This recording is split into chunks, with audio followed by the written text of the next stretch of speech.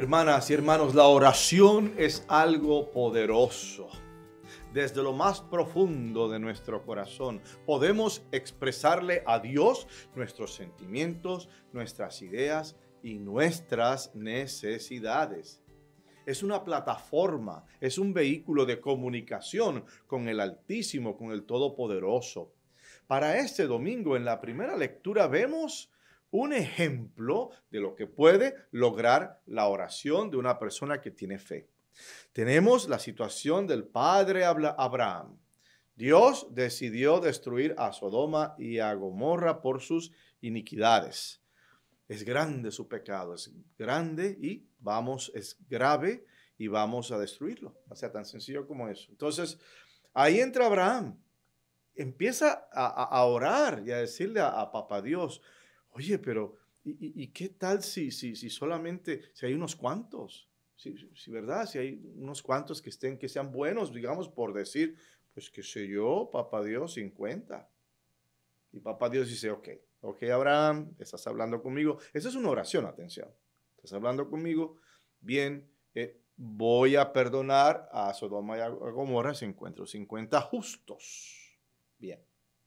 Entonces Abraham vuelve otra vez, o sea, es como una relación con un amigo, que tienes una conversación y o no ha acabado la conversación o quieres retomarla y regresa y me atrevo a hablarte, Señor, que soy polvo y cenizas. Y me da una gracia porque me recuerda a mis hermanas y a mis hermanos cubanos que tienen una expresión así. ¿Qué somos? ¿Qué somos, chicos? Polvo y ceniza. Entonces, para decir que somos nada frente a Dios, Dios mío, o sea, el Todopoderoso. Y entonces van bajando el número, o sea, en esa conversación, en esa oración, el Padre Abraham toca el corazón del Padre Creador, de nuestro Dios, hasta que lo van bajando a 30 y lo van bajando y al final quedamos con 10. Entonces, dice, contestó el Señor, por esos 10, no destruiré la ciudad. Pero fue en un contexto orante, fue en un contexto de oración. Algunas personas piensan que el orar es una actividad paciente, es una actividad donde no hay que hacer nada.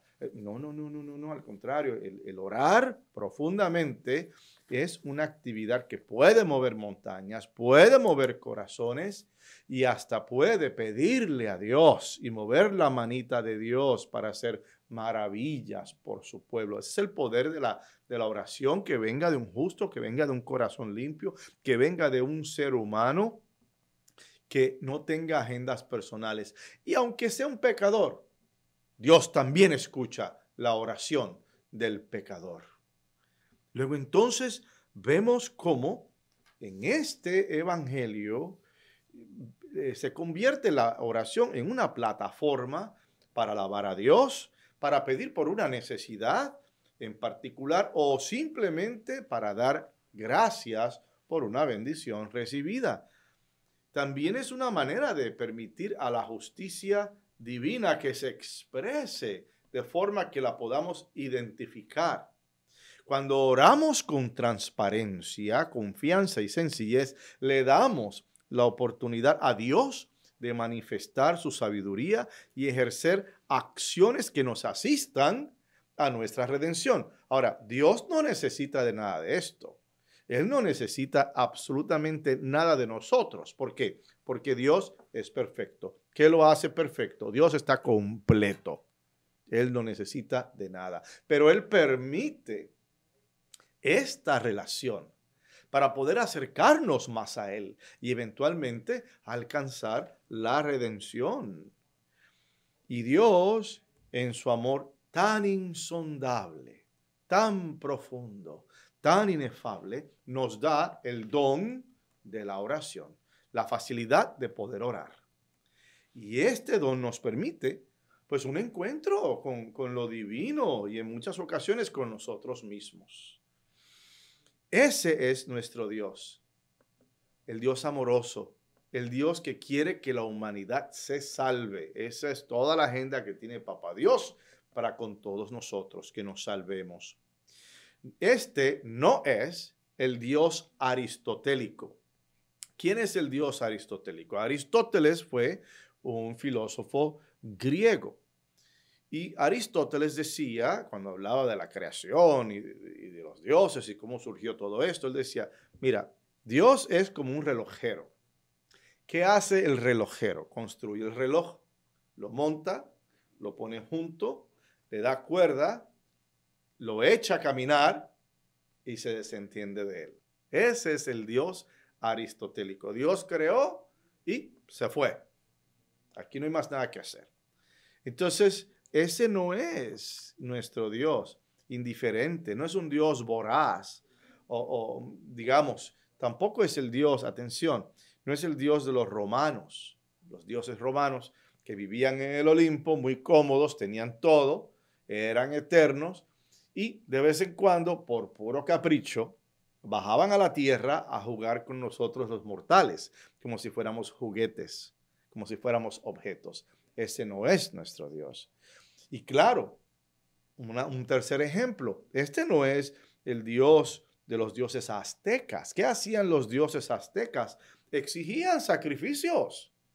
Había uno en particular que exigía un sacrificio de sangre y se construyen los aztecas y los mayas también, y se construyen estas grandes pirámides que tenían una serie de canales, había un altar mayor y del altar había unos canalitos y los canalitos iban bajando los eslabones. Entonces hacían el sacrificio de las más hermosas, las vírgenes, de los guerreros, de los jóvenes más fuertes en ciertos festivales, porque el Dios pide sangre.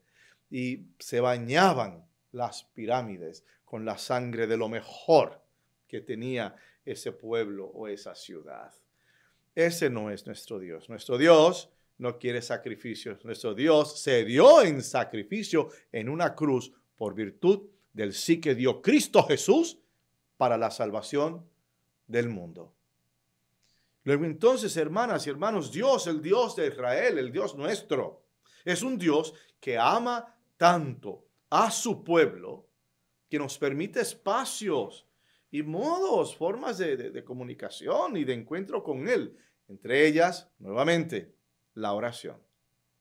Cuando Jesús nos presenta la oración en el Evangelio de este domingo, conocida como el Padre Nuestro, nos presenta un modo de oración muy sencillo, muy accesible, relacional y completo. En el Padre Nuestro, el primer acercamiento que le hacemos a Dios es de Padre. Y lo percibimos y lo vemos como papá, el papá amoroso, con todo lo que se espera de un Padre misericordioso, como lo es la intimidad filial y la cercanía paternal. Dios nos abre una puerta para que hablemos con papá. Como el Padre Providente nos garantiza un vehículo para nuestra salvación. Y como Padre Proveedor, siempre nos cumple. Aunque en ocasiones no entendamos su bondad y justicia, Él siempre presenta no lo que queremos necesariamente, sino lo que necesitamos. Él siempre cumple. Y Dios se nos hace real, accesible, alcanzable e inmediato. Ya lo hizo en el misterio de la encarnación, como sabemos, en la institución de la Eucaristía y continúa haciéndolo en la oración. La distancia que el mundo, las diferentes filosofías seculares o las que nosotros mismos creamos, son acortadas con la oración hecha con fe. Nuestra invocación permite la visible plenitud de los designios divinos. Y aunque Dios no necesita de nuestra alabanza para establecer su reino, ni siquiera de nuestra oración para llevarlo a cabo, Él nos permite hablar y comunicarnos con Él, para hacer entendible su designio a la mente, al espíritu y a la realidad humana. Y en esto vemos cómo Dios se relaciona con su pueblo. Cada vez que oramos, entramos en el recinto, en el aposento alto, el recinto de nuestros corazones, donde se encuentra lo más íntimo de nuestra sustancia, en audiencia real con nuestro Rey, que es nuestro Dios, que es nuestro Padre. La oración se convierte en un diálogo, en un compartir con el Ser Supremo, nuestro Padre Dios, nuestro Salvador. Como sabemos, el que canta ora dos veces.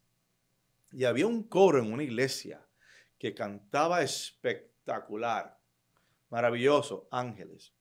Y había un miembro del coro, don Paquito, que cantaba terrible.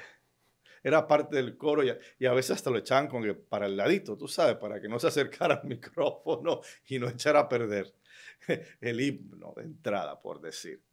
Y entonces ya lo estaban hostigando y ya lo estaban despreciando. Y don Paco se pone a rezar después de una misa solo en la iglesia y le dice a Papá Dios, mira qué pena cómo me tratan. Yo soy Paco, el que canta en la misa de 11 aquí en esta iglesia. Y escucho una voz y la voz le dice a él, ¿qué coro? Entonces se da cuenta que es Papá Dios.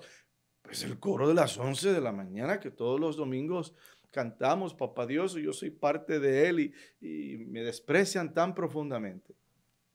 Y repite la voz, ¿cuál coro? Y don Paquito, ay, Papá Dios, yo creo que ya estás viejito. Se están olvidando las cosas. Este coro que me trata con ese... Y cantan tan lindo, pero me hace sentir mal. Y él vuelve a repetir esa voz. ¿Cuál coro? Si el único que yo escucho que me canta con fe, eres tú. Y ahí está. La oración tiene que hacerse con esa fe. Tiene que hacerse desde donde estás, de lo que eres, de quién eres. Cristo, después de enseñar el Padre Nuestro, nos llama a la perseverancia de la oración y a nunca desistir. No te rindas, nunca te rindas en tu oración. La oración no es una solución draconiana o mágica a nuestros problemas. No tiene una cualidad utilitarista donde solo le hablamos a Dios cuando lo necesitamos. No, la oración es un puente más, para poder unir los lazos que nos llevan a Dios y fortalecer nuestra relación con lo divino, con todo lo que es verdadero, hermoso y real. En otras palabras, con Dios.